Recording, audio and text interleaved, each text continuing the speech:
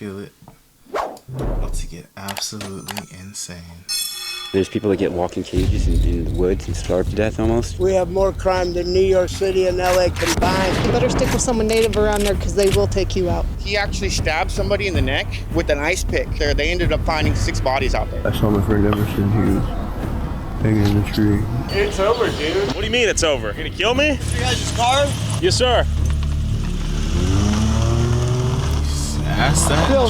This is Murder Mountain, a remote area of California where hundreds of people disappear without a trace every year. Before California legalized weed in 2016, countless illegal weed farms went wild in Humboldt, Trinity, and Mendocino County in this area known as the Emerald Triangle, the largest cannabis-producing region in America that supplied an estimated 60% of the country's pot before weed was legalized. But after legalization, most weed farmers were annihilated as legalization brought new taxes, permits, compliance, and large corporate competitors that achieved economies of scale, ultimately increasing the supply of weed, decreasing its value, and destroying the black market economy the people of the Emerald Triangle relied upon. So, almost 10 years since California legalized weed, what happened to the towns, trimmigrants, and farmers that lived in these mountains? I met up with former trimmigrant and citizen journalist Darren in the small town of Willits to explore the remains of the Emerald Triangle while we worked our way all the way up to Murder Mountain. When I first worked on that farm, I was staying at a local hotel here in Willits. One of the maids, she barely spoke any English, and she saw trimmigrant signs, and she actually put us into contact with another gentleman named Jose who drove us up to this one sketch house in the middle of the mountains, and then we got into a second car and they blindfolded us and drove us here. Even though they blindfolded us, I have photographic memory, so as soon as I saw the local hills and stuff, I knew I was on Houck Terrace, not too far away from all the other pot farms I used to work on.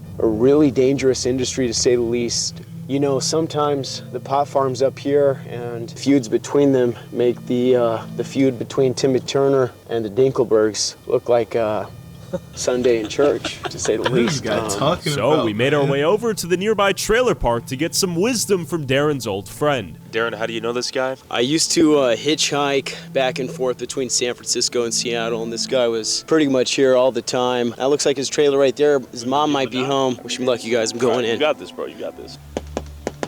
Hey, brother.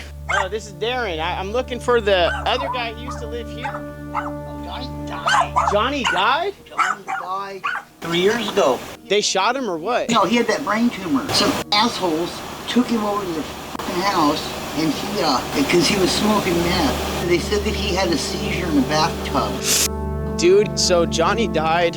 Okay, let's get out of their hair then. But the gentleman said he's willing to maybe do an interview. I'm here with Thomas Ortega. So why do so many people go missing out here? If say they need 1,000 people to trim, they'd send out 40,000 flyers. Here at Safeway, at the end of the summer, you hardly see anybody that speaks English because the trimmigants come into town and everybody speaks French and Russian and all these different languages. From Europe? Oh, they're everywhere from Europe. They come here in hopes of getting trim jobs. They can't get any, so they're stuck in Garberville. And there's hundreds and hundreds of little tiny roads that disappear out into the hills, and they go for miles and miles and miles and miles. Some people are really bad because they're out there cooking, and it gets real dodgy out there. Sketch. So you don't go roaming around. When did you notice the cartel presence out here? When you start seeing signs along those roads that everywhere about buying houses for cash, people that buy homes and they'll buy cash, and they set them up for grow houses. Okay. You know, I don't know if it's cartel or I don't know if the cartel even makes. I don't know what they do around here. The town there between Lincoln Alder Point? and Leggett. You'll start seeing signs on stores of people that are missing and stuff. Yeah. Okay. But mainly in Garberville. We're thinking about going to Covello today. Any advice? Oh my God, Covello's bad. Covello, just be careful in Covello. It's all reservations. The state put, at one time, they must put like 6 or 7 different tribes in Covello. Let them sit there and they fight it all out. So they fight between themselves. They're all gang members and they all fight. And they kill people and put them in trunks and set them on fire and they shoot people. And it's a bad, bad road. And it's a bad area to stop. It's a bad area to go in. And It's the Wild West out here, huh? they had a road saying you could go to Fort Bragg.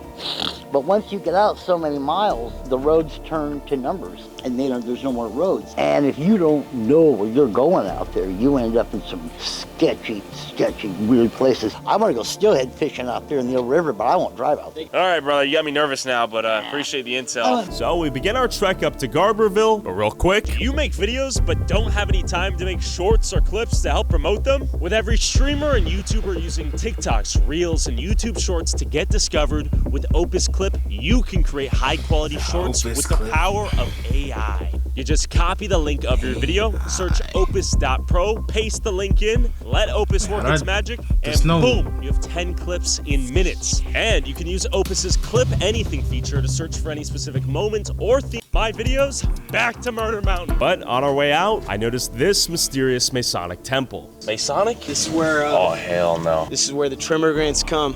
Come on, let's lock in. Yeah, they're up there. They're squatting. You see the lights? Actually, is that even real? Holy shit, there's people up there right now. That's a little creepy. Honestly, I'm getting a little creeped out here. So this is where Trimmigrants passing through, people coming down from the mountains, they stay here. You guys know who's in here? Oh, what the f***? This guy's famous. What's up, man? We saw some homies in there with the lights on, and we're like, yo, and we waved, and then they turned the light off and closed the window right over here. We think they're chill. They may be passive. They may be violent. I've never seen people there though, huh? No. Darren's going up there right now. Hey, Darren, be careful, eh? Terrible idea. What are your thoughts on the weed industry out here? I mean, it was big before. It's kind of dead now. Yeah. You don't really hear much about that, but like growing up, it was a big thing. There's a lot of stories you hear up at. We're trying to learn more about the dark side of the cannabis industry. You have any thoughts? Dark side of the cannabis industry, go to Covelo. You should go up to Covelo if you really want to hear, like. What is it? It's called Covelo. That's where I hear the most stories of. Okay. So you go to Covelo, you better stick with someone native around there because they will take you out. When I lived up there, there were Are the wars. cartel and the tribes at war right now? They were last time I was up there. Cartel versus And the you want tribes. cops? I had to threaten someone's life to a cop because they told me they'd show up the next day for a situation that happened with my kid. So I said, if you don't, he'll be dead and you'll be here in 2 hours anyway. So they showed up. Defend her kids. It takes them 2 hours to get there in a situation where they know someone's going to die. When they told me, oh, we'll wait till tomorrow to do something about that, I said, you either come now or you're going to be coming in 2 hours because this hatchet in my hand's going to be taken off his head. We hear a lot of people are getting killed out there.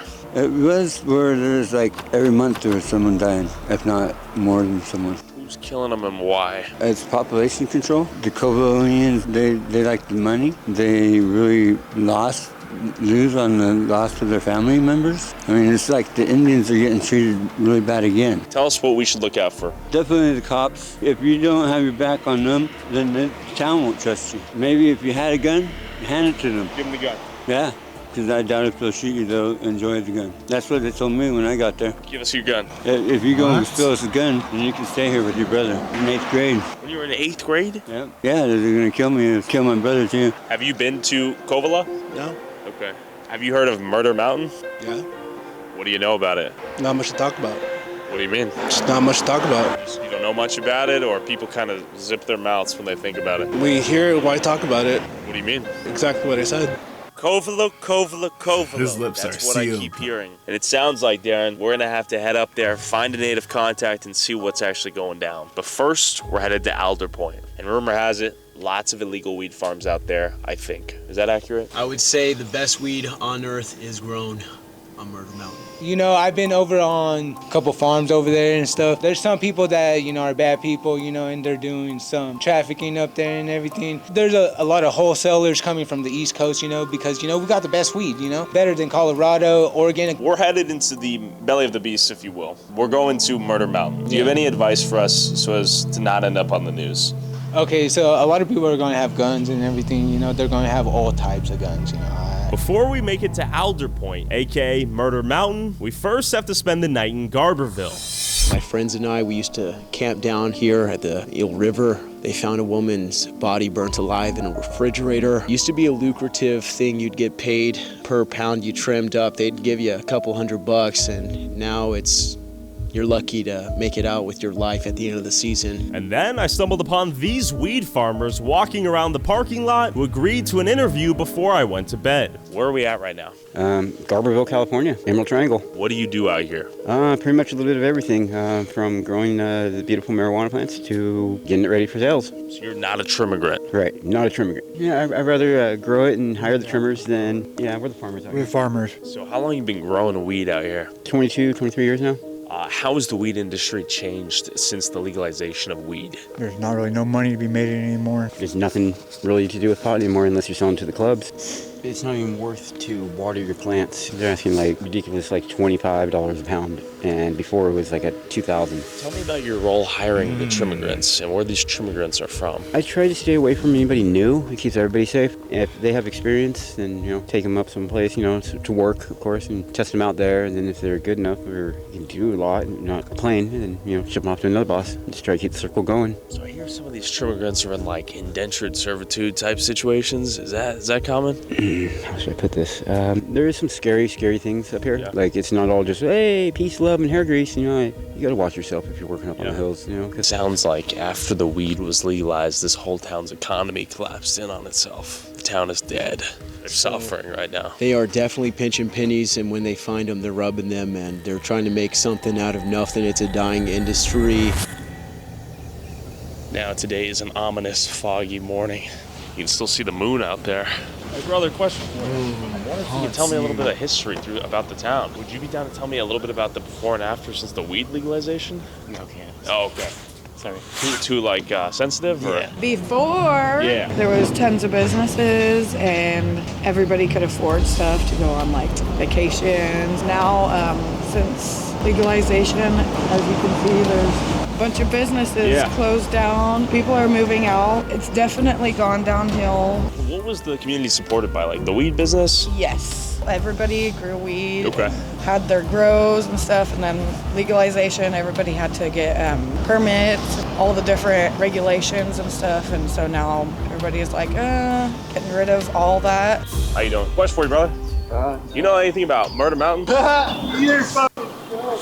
Huh? You're a joke, dude. I'm a joke? Yeah, Murder Mountain's a joke. We're trying to figure if most of it's like myth or bullshit, you know what I mean? Where are you from? I'm in Esto. Okay, go back home. What's the situation with people going missing out here? A lot of it was to do with the weed. Like people getting, like ripped off or getting worked, and then, oh, well, we're not going to pay you. You'll just go missing. Like we're talking workers on some of these farms? Yes. And other things, because there's other, other drugs and whatnot, but. Oh, hell no. All right, I'm telling you, it's over, dude. What do you mean it's over? Don't fuck. You're gonna kill me? No, I ain't gonna kill you. All right, what are you talking about then? It's a scam, dude. Wait, that's what we're trying to learn, though. We're trying to figure out. It's up there, so don't fucking go and. Yeah. Of some young kid, and then the dude who owned the dog, because the kid was like, I'll kill your dog, Sure. And he ended up getting shot and killed. The kid? Mm-hmm. But even like right here on the bluffs, people have gotten thrown off, jumped off. God damn, okay. Off and, right over the guardrail until they're over. Because there's been multiple people to where everybody has to do their own like vigilante research and justice and trying to find their family members, and there's been a bunch of people that I have known that are gone. Nobody knows. All right, brother. Where you got me, on YouTube or fucking Facebook? Hopefully Facebook. Oh, scam book? Okay. I'll see you there. Hell yeah, brother. Can I ask your thoughts on Garberville?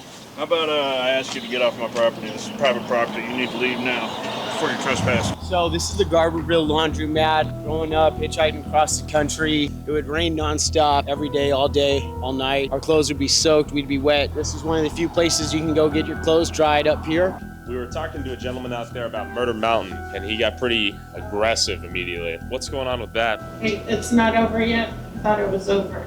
Murder Mountain? Yeah. Well, that's what we're trying to figure out, how much of it's fiction versus fact. Yeah, I don't call it Murder Mountain, I call it Adultery Point. Okay. Have you heard of anybody going missing lately or any bodies being found along the river? Have you seen Bigfoot by chance? Yes, all three actually. Tell us a little more. My main thing is that there's a bunch of dead animal carcasses. As far as humans, you know, we always find out with humans, I mean, we keep track of our people. And then it just seemed to progress. Every time you go in the supermarket, it seems like there's fresh meat, you know? And then that freaks you out, like, is it humans also that are, you know, like, you know. The meat was a little sweet, wasn't it? Yeah. You know, I've traveled the world. I've met thousands of people from all walks of life, from every corner of the globe, and I can't shake the feeling that that woman was a cannibal back there. You know, it's. All right, cut, yo. We're gonna head up to Redway and then to Alder Point. We are getting closer and closer into the heart of Murder Mountain. As we drove higher into the foggy mountains and closer to Alder Point, I spotted these people camping in the woods off the side of the road and wondered if they knew anything. We're gonna walk up this mountain right now and just say what's up. Keep it chill. Just be friendly. Hey, yo. Loud, make your presence known. In case we see a few camps up here. Hey. Anybody up here? How's it going? Morning, brother. I'm a friend. May I approach? I have no guns or anything. Hey, sir. How are you? We're trying to talk to some farmers out here and some trimmers. Do you work out here? I used to.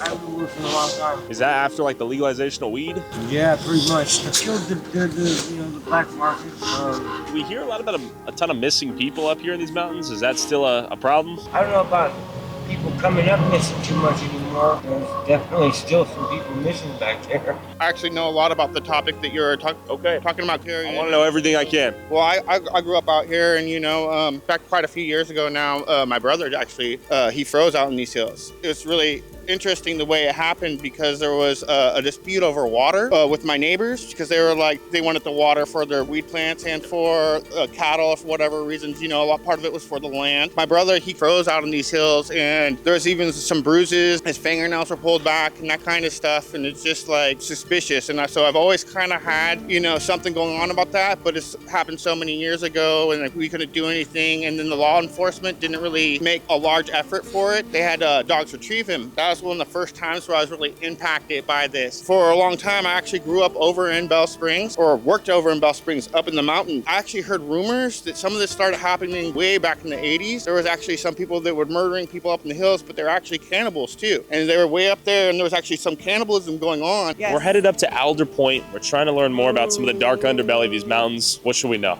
That you're going to be in and out of cell phone range. Okay. And that people here don't really warm up to strangers. Yeah, I'm a bit concerned that you're going up Alder Point. I don't know if you watch the series Murder Mountain.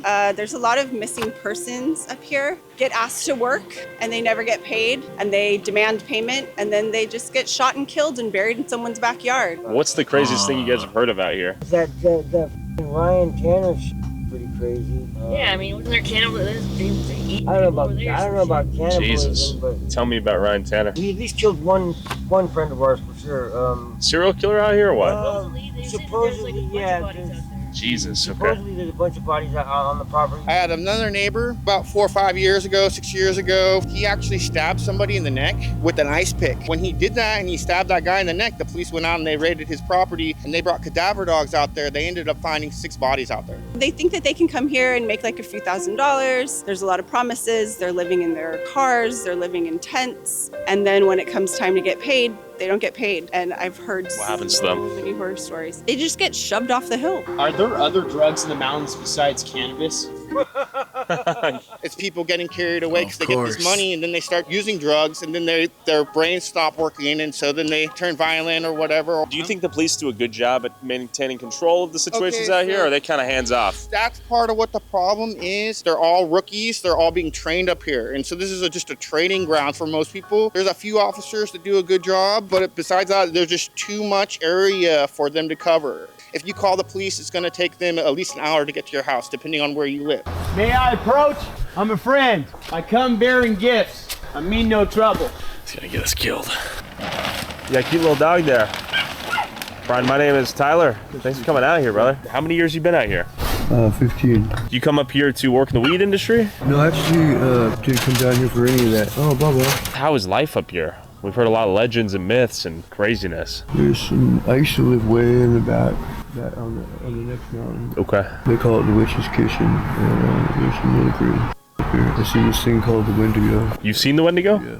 Can you tell me how it looked? I've heard of the Wendigo. It's really huge. It had a deer skull on its face, and it was really gnarly. That sounds scary as I noticed along the drive up here, there were a lot of Sasquatch, Bigfoot statues. Have you ever seen Bigfoot? I've never seen Bigfoot. Okay, one time I got chased up the hill down over there by Ravens Cliff. I can't say I saw it, but it was just like an outline. You know what I mean? It was like a silhouette. Something moving, and the dogs were all barking, going crazy. It could have been a person or something. Sure. But there was a vehicle, and we'd actually drove by this vehicle. It was probably like 5 or 6 years ago, and this vehicle was on fire. There was actually 2 people inside of it. The people were burned in the car. They were covered in gasoline. I'm pretty sure they caught the person that did it. So when weed was legalized, people lost a ton of money out here. The communities were destroyed overnight, or what? When I first came here, this place was like the second gold rush. And it was just like, yes, it was amazing. I mean, so many people here. I mean, I could go to the Brass Rail and like party every night, you know. And down by the river, there'd be like little festivals. Yes, it was beautiful here. It was amazing. I saw the aftermath. I've seen the aftermath of like quite a few of my friends. Like I saw my friend Emerson. He was hanging in the tree. Yeah.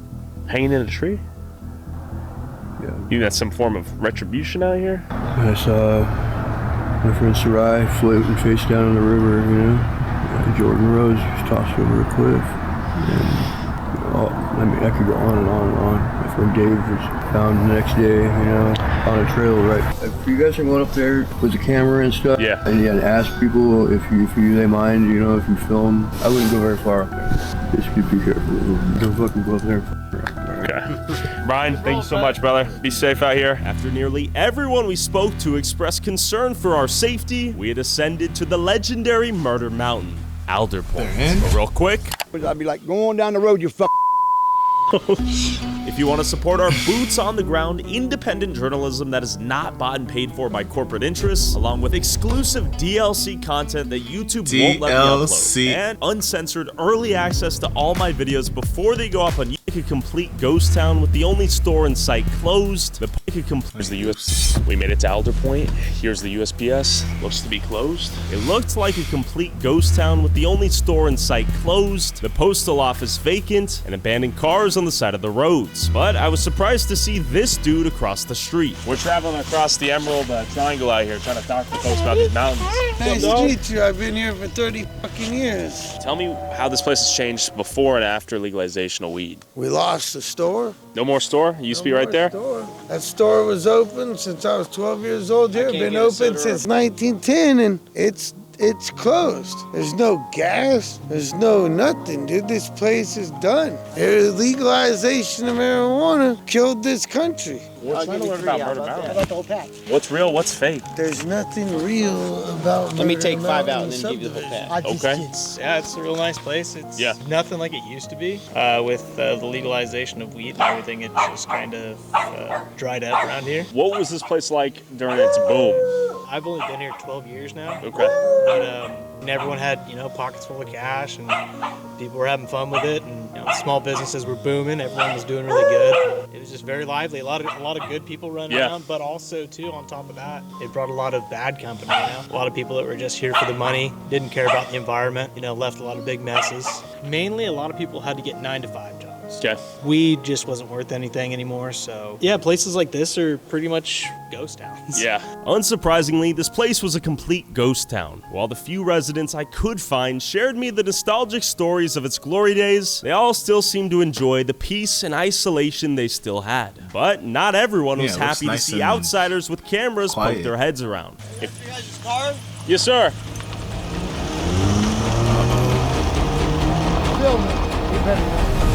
The only reason that there's probably been a lot of, killings and stuff out this way is because, like I said earlier, the weed money brought in, just people coming to look to make a big buck, Sure. a fast buck or whatever. Those are the people that typically cause the problems.